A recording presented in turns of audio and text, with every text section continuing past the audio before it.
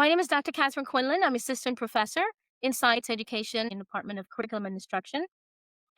And prior to entering into academia, I've spent years training myself to be interdisciplinary and multidisciplinary in my approach because I believe that many of the issues we face today are complex and require integrated approaches. I'm currently funded by the National Science Foundation to create products for cultural representation and more specifically for Black representation in the science curriculum. However, today I'm going to focus on a different area of my research related to self-efficacy and indicators of persistence in science, and more so in biology. So today I'm going to talk about getting to know yourself and understand others. I chose this topic because as faculty, we bring ourselves into our classrooms and all that that means and carries with it. I've had to continuously confront my own sense of self in order to reorient myself in my various classrooms. And this was important because as a Black person, my background was different from those of my science peers in college and those of my students. I grew up very sheltered and very protected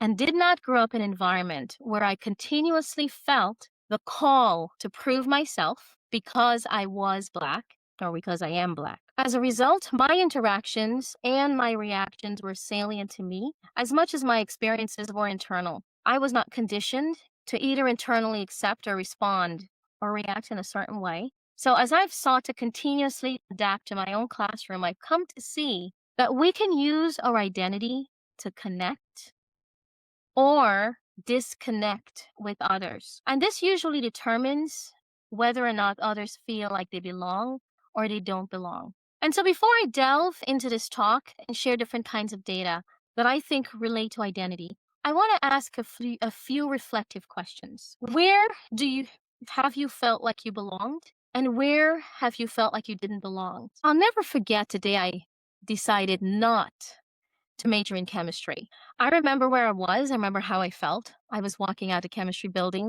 It was a beautiful sunny day. I actually remember this very vividly, literally up to the fact that it was sunny and I was passing by a part of a lawn of my college in front of a library that I used to sit or lay in the grass and do chemistry problems. Because chemistry came very easy to me. I got an easy A. But I decided not to major in chemistry because I didn't want to be alone or constantly feel lonely. I was in a lab sometimes after 6, like most of you know, in organic lab.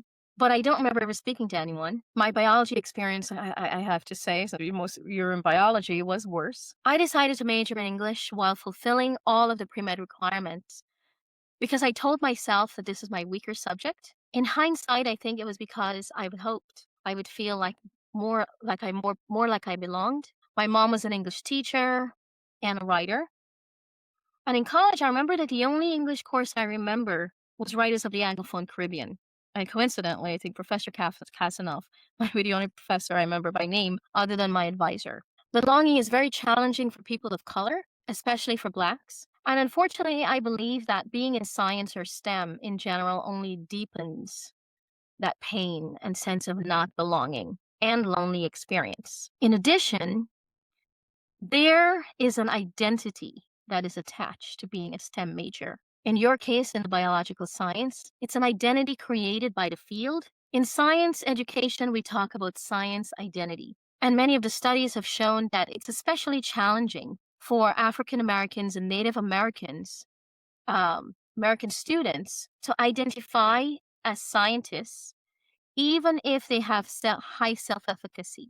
So identity in science is problematic. And my goal in this talk is for you to make the connection between your own identity in general, possibly your science identity, and belonging for you and belonging for your students. So something to consider: do you use your identity to connect or disconnect with students? And which identity do you attribute the most to your sense of self? According to researcher Guy, our identity can fit into 4 categories in how we define ourselves. And these are nature identity, institution identity, discourse identity, and affinity identity. And according to Guy, it doesn't mean we belong in one or will necessarily just always identify with one. He indicates that this is fluid.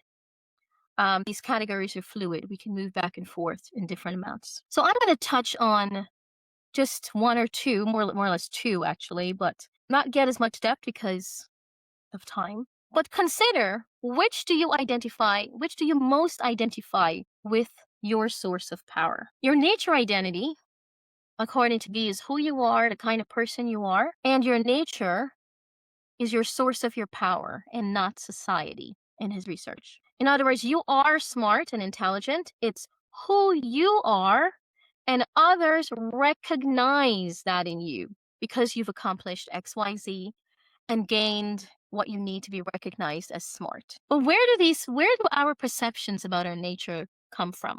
And why do we think the way we do? I remember when I taught high school biology, I would hear colleagues making comments about our students, such as why don't they assimilate? We did, and we became a melting pot. So I was curious about where these perceptions came from before I entered academia. And so it led me to Nell Irving Painter's book, The History of White People. And one set of data she looked at stuck with me. And so I went and looked at it for myself. And it's interesting to see historically how many of us and how many of you we've come to define ourselves based on how we're categorized by institutions and by government. And often we have defined our nature as such. And even starting in 1790, you get to see that they're free white males. Why do we need to specify that they're free? Free white males, if you look at the categories at the top, 15 years and up, heads of family, then we have free white males under 16, and then there's one category for free white females, and then all other free people and slaves. So who else? Who is in this category? Okay. It's not just black slaves. Then when we go from 1790, we jump to 1850. We see that it's important to identify by country, right?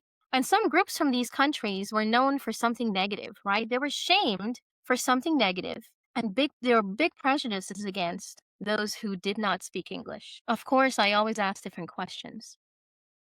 How deep was the shame associated with these negative attributes? And how far did it go? Today, being an immigrant we see it's a trigger. It's a trigger, and the shame associated with this trigger can be used to manipulate people. And some popular notions back then, people used to think that many Native Americans did better with Spanish, right? We used to say, there was a saying I heard that the Spanish married them and the English killed them. And this was a saying. These were things people said back then. Hence, you have Mexico, which were among the natives. But one of the things I've learned by delving into the history through this NSF project was that the blacks did initially flee south. I know a lot of us think that blacks initially fled north because we're taught to think that. But I don't know how many of you knew they fled south first because that's where they were being free first. Later on, we come to see that you're just as foreign if you came from a different state. The USA wasn't thought as this whole in the way we think of it today. People identified much more with their home states. So if you were from Virginia, you didn't have as great an affinity from someone from Massachusetts. Or you might think someone from New York was foreign. So the question is, if you go to 1860 and you look at the new categories later on, you have white. All of those categories, everybody's lumped here.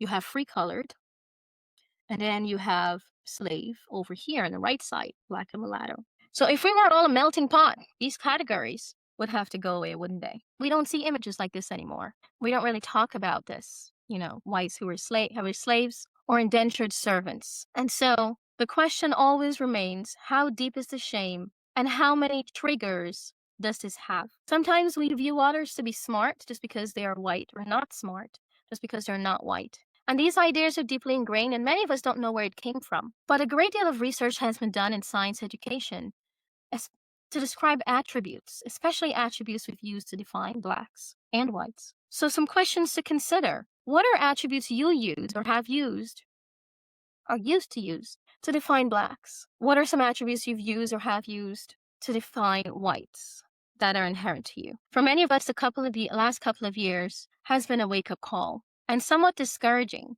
Not so much just because of the politics, but because you probably became a little confused about or began to think that maybe you need to redefine who you are. And the last few years might have been a blow to to what you believed you are based on how you've defined yourself relative to others. Black people know a lot about the need to redefine ourselves constantly. I'm going to talk briefly about discourse identity. In discourse identity, he talks about your power being your discourse the dialogue that is recognized by others. For example, in your interactions and discourse with others, you're recognized as attentive, charismatic, intelligent, and it could be by a teacher. And these have led to accumulation of your achievements. Now, discourse identity came up quite a bit on my trip in my NSF funded project to the Gullah Geechee Islands in South Carolina, off the coast of South Carolina.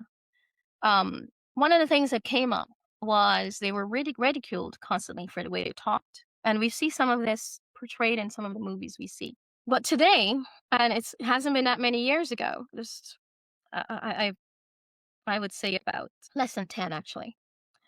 Being Gullah Geechee became more popular and accepted. And I believe it's because of the Heritage Act that helped preserve their heritage and made being Gullah more profitable. So much so that if you go down there, you'll hear some whites identify with being Gullah and calling themselves Gullah and saying that they're selling authentic Gullah products. We see this issue of discourse even in Africa today when we talk about language, where you have African students being told not to speak their own language. We often forget that people do better in learning languages when they're fluent in speaking their own. And we often don't see the benefit of including other languages or other voices or perspectives. And we see this in STEM quite a bit. Language has often been used to exercise power, to regulate, to control, to dominate, to manipulate. But there are several questions to consider,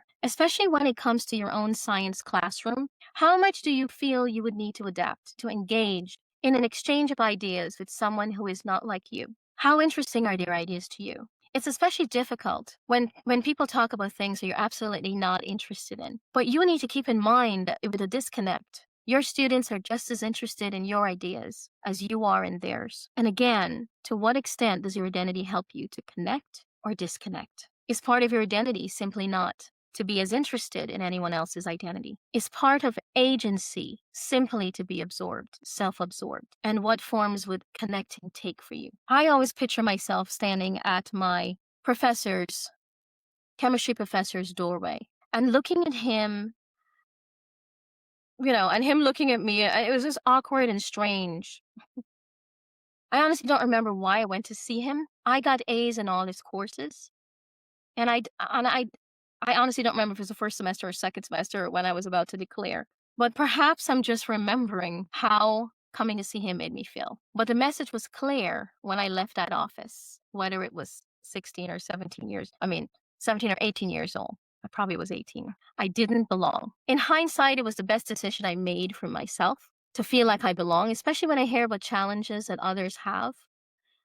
And so I'm glad that I put my energies to develop in areas where I felt like I belong. For many of us, we have an identity crisis, especially related to science, a period of distress or confusion about our goals or character. And you have an identity crisis when our nature identity might conflict with our institution identity or an affinity identity or a discoursed identity. That connection, acceptance is important in making sure that I'm appropriately mentored in the biological field. How could you possibly mentor me if you don't even want to talk to me? How could you possibly be a good mentor and help me develop in a way I want to?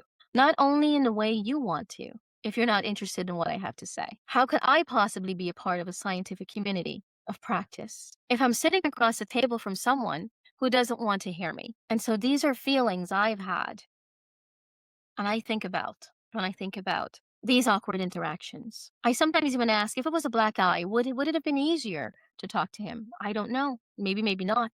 But I like to ask different questions. If it was a black guy, would he have reached out to me? Would he have attempted to connect? I can tell you from experience and knowing students in doctoral programs in science and STEM, many of our black doctorates graduate without publishing, while their white doctorates would publish. And sometimes they've sat at the same table and their names may not be put on a publication, even if they've done the same thing, the same work, sitting there at the table because of your affinity for them. Unfortunately, we don't have time to delve into affinity identity. You see, no one can force you to be a good mentor to students if you don't want to. Because if you don't want to or required to, then what happens is that people pretend to be a good mentor. But we'll know as students because we see what others are getting and what we're not. And so the challenging it the challenges does result in conflicts. I want to end by hoping that your takeaway today is to use your identity to connect rather than to disconnect. This is going to benefit you as a mentor and it will benefit your students. And you never know what you'll learn from them. Learning to connect will also improve connection at work, at home, and in our society. The connection we don't make and realize is sometimes we're disconnected at home as well. If we don't connect well or love the person at home, I shouldn't say love, I don't want to use the word. If we don't allow, let's just say, a woman at home to have a voice, I'm not sure how I would expect you to allow me as a Black woman to have a voice. And so, my call to action is to practice connecting with a Black undergraduate student on your campus. The next time you go on campus, practice connecting with a Black undergraduate student. Thank you. Questions? Catherine, thank you so much for that thoughtful and thought-provoking talk. That was fantastic. We do have some questions in the chat. So let me just scroll through. So I think the one I'd like to start out with is maybe one looking for some practical advice. So can you suggest either an approach you've taken or exercises that you might recommend for STEM students who are just starting off in college to explore and potentially strengthen their science identity? Wow. Sure.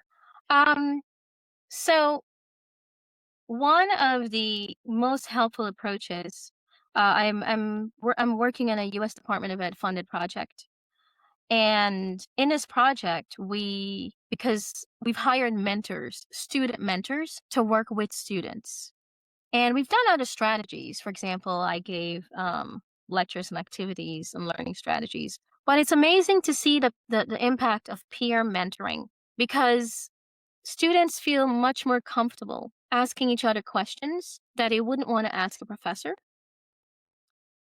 And the peer mentors have gone above and beyond just connecting, being there. They've even been in the lab, sometimes helping a lot in the lab, answering questions. So I think peer mentoring is really important because what has come out of that is are conversations that I would not have realized were happening. And sometimes it didn't even have to do with biology. It had to do with just adjusting to academic life. And it was really helpful for students to hear the difficulty, the challenges that other peers had and what they did. So they didn't have to feel like they were alone. So peer mentoring is absolutely important and helpful. Yeah, thank you for that. That makes so much sense. That power dynamic that exists between instructors and students came to mind when you were mentioning, would your situation in college have been different had your chemistry professor been a Black man? So to think about how just that natural dynamic, the power dynamic that exists with students in a classroom plays into things, I think is really Absolutely. important. Yeah, thank you Mhm. for that. So how can we learn to accept people's dispositions when they are not like ours? Or how can we help other people acknowledge this? It bothers me when I hear colleagues say that students seem uninterested. I ask them Mm, not to use this term. right. It's so interesting you said that because I can relate and understand and completely relate to that perspective. But here's the difference. So one of the challenges that I've observed is empathy. And the truth is, it was a challenge for me as well because, I'm teaching science and I have a science background, but I'm also teaching to non-science, right? Because I'm in the Department of Curriculum Instruction preparing non-science majors. And so when I think I've been doing all of these adjustments and students were interested in the work and doing better and just really enjoying things. But the biggest move I made that allowed me to tap into who I was, to connect on a deeper level, was really to understand on a deeper level what was holding me back. A lot of times we don't realize that we carry with us this shell, and this shell is often created by negative shaming experiences that are buried there. And so I believe the more of those experiences we have, the bigger the shell. And I think one of the things you might even want to ask is, what has been your experience to your colleague? Because I found that people's people's because people don't want to look at themselves, they focus so much on the negativity and attach that negativity to others. And so the biggest thing I would say to connect is to help that colleague to connect with her own lack of interest, because we often think we're more interesting than we are. And the only thing honestly is we've got to start looking at ourselves, even if it's really hard, because that will never change if we don't start looking at ourselves. Thank you. We are actually right at the end of our time, so I'm going to have to wrap us up right now. Again, thank you so much. This was such a great day, way to start off our day today, and I think you've given us so much to have in our heads as we work through the rest of today. So again, thank you so much for being here and being part of our community. Everyone, all attendees, I'd like to encourage you to join us in our next session with Pearson. You can find the link for that on your agenda. And have a great day, everybody. Thank you.